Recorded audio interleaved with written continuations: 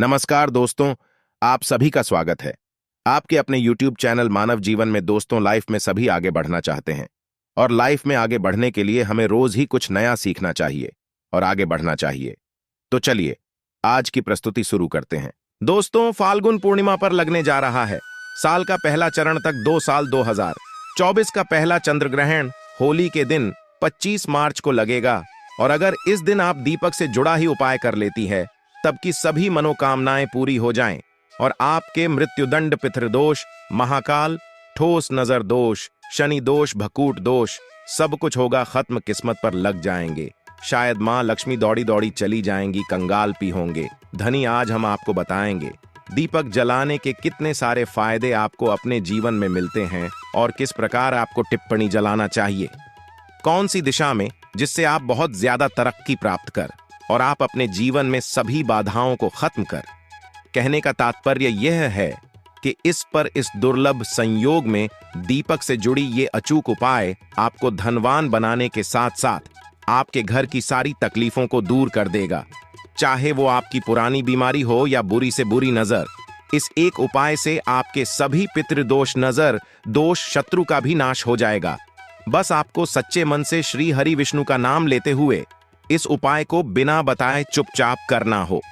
तो दोस्तों, अगर आप भी चाहते हैं कि मां लक्ष्मी का वास आपके घर में हमेशा बना रहे तो इस वीडियो को लाइक करके चैनल को सब्सक्राइब कर ले और कमेंट में जय श्री हरि विष्णु जमा लक्ष्मी लिखना। न साल 2024 का पहला चंद्र ग्रहण 25 मार्च को लगने जा रहा है। इस बार चंद्र ग्रहण और होली दोनों ही एक साथ रंग होली पर। चंद्र ग्रहण का साया रहेगा वैदिक ज्योतिष शास्त्र के अनुसार होली पर। चंद्र ग्रहण 100 साल बाद फिर से लगेगा। 25 मार्च को चंद्रकांत सुबह 10:30 से शुरू होकर दोपहर 3:02 पर। वहीं इससे पेटी खोली और चंद्र ग्रहण दोनों ही साल 1924 में लगे।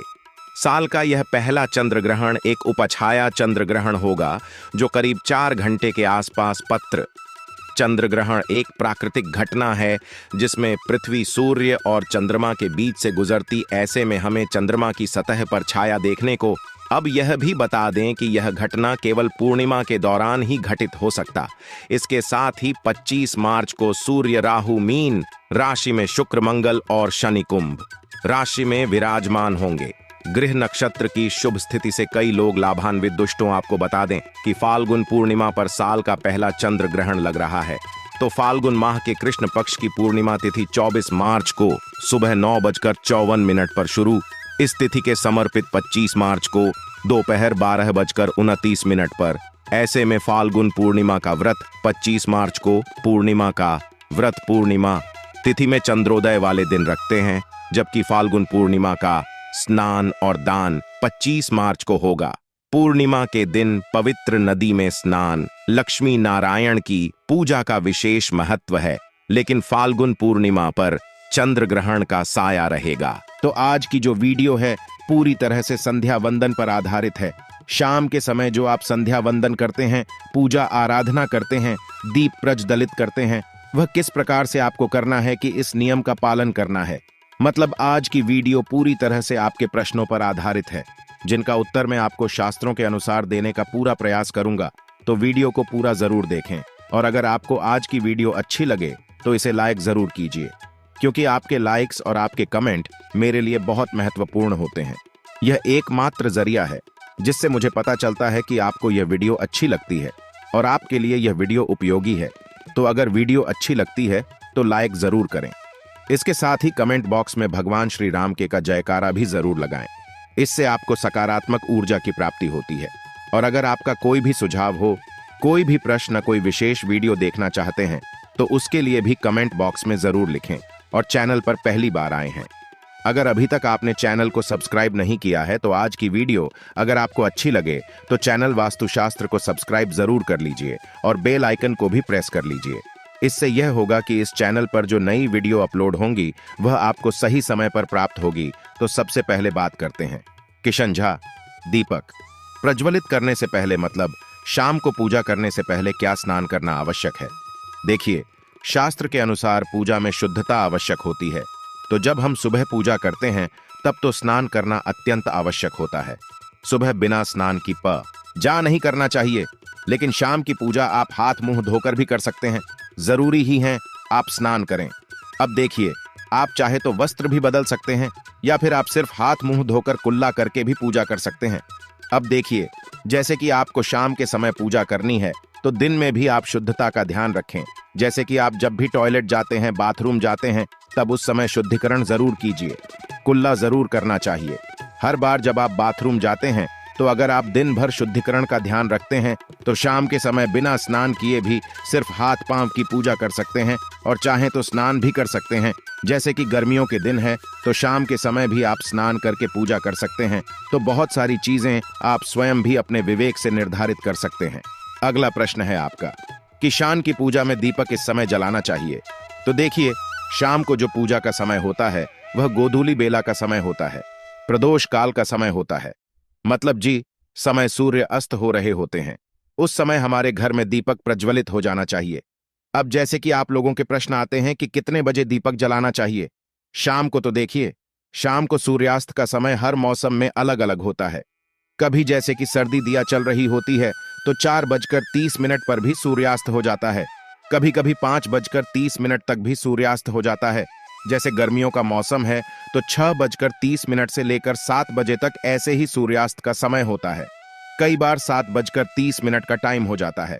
गर्मियों में तो प्रत्येक मौसम में सूर्यास्त का समय अलग होता है, इसलिए एक सही समय बताना कि इसी समय आप दीप प्रज्वलित करें, यह तो बहुत मुश्किल होगा और यह ठीक भी नहीं होगा। एक ही समय पर हर बार हम दीप प्रज्वलित नहीं कर पाएंगे, इसलिए संध्या काल का ध्यान रखिए। जब संध्या काल का समय होता है, मतलब जब सूर्य अस्त हो रहा होता है, उस समय आप अपने घर में दीपक प्रज्वलित कर दीजिए। और अब बात करते हैं कि कितने दीपक आपको अपने घर में प्रचलित करनी चाहिए। प्रतिदिन शास्त्रों के अनुसार संध्या काल में प्रतिदिन अपने घर के मुख्य द्वार पर एक दीपक जरूर जलाना चाहिए। इससे क्या होता है, देखिए, शास्त्रों के अनुसार शाम के समय संध्या काल में लक्ष्मी माता और उनकी बहन दरिद्रता दोनों ही भ्रमण पर निकलती है, तो घर के मुख्य द्वार पर दीपक प्रज्वलित होता है। उस घर में मां लक्ष्मी प्रवेश कर जाती है, और जिस घर के मुख्य द्वार पर दीपक नहीं चल रहा हो उस घर में दरिद्रता प्रवेश कर जाती है। तो इसलिए मां लक्ष्मी का प्रवेश आपके घर में हो, इसके लिए घर के मुख्य द्वार पर एक दीपक जरूर प्रज्वलित करना चाहिए। और हाँ, घर के मुख्य द्वार पर जो दीप प्रज्वलित किया जाता है संध्या काल में, इसके बहुत सारे फायदे शास्त्र में बताए गए हैं। शास्त्रों के अनुसार संध्या काल में घर के मुख्य द्वार पर दीप प्रज्वलित होता है, उस घर में किसी भी प्रकार की नकारात्मक ऊर्जा प्रवेश नहीं करती है। कोई भी वास्तु दोष आपके घर में हो, अगर आप मुख्य द्वार पर दीप प्रज्वलित करते हैं तो समस्त प्रकार के वास्तु दोष से मुक्ति मिल जाती है।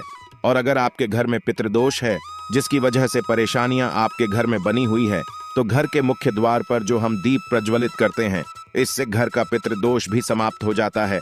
और इसके अलावा घर में किसी भी प्रकार की अशांति रहती हो या फिर आपके घर में बीमारियां बहुत रहती हैं, कलह रहता है, आर्थिक तंगी रहती है, तो घर के मुख्य द्वार पर हम दीप प्रज्वलित करते हैं तो समस्त प्रकार की परेशानियों से, दुखों से आपको मुक्ति मिल जाती है।